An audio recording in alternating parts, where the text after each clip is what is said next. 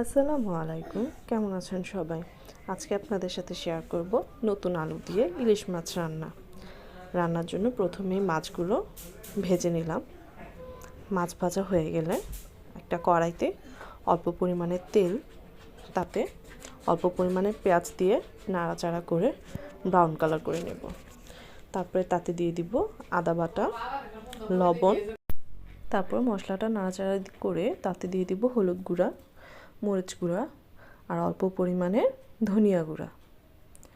তারপর মশলাগুলো নাড়াচাড়া করে অল্প পরিমাণে পানি দিয়ে মশলাটাকে কষানোর জন্য কিছুক্ষণের জন্য রেখে দিব। মশলাটা কষানো হয়ে গেলে তাতে আমরা দিয়ে দিব আগে থেকে কেটে রাখা আলু।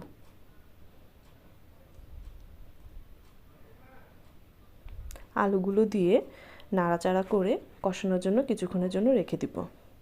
তারপর আলুগুলো কষানো হয়ে গেলে তাতে দিয়ে দিব পরিমাণ মতো ঝোল।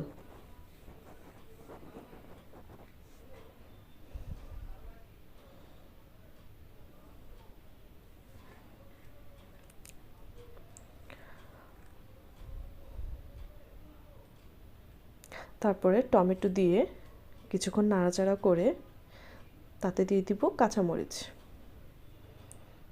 তারপর আলুগুলো কষানো হয়ে গেলে তাতে দিয়ে দিব ঝোল।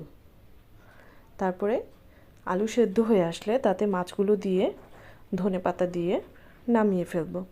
ব্যাস, হয়ে গেল আমাদের ঝটপট আলু দিয়ে ইলিশ মাছ রান্না।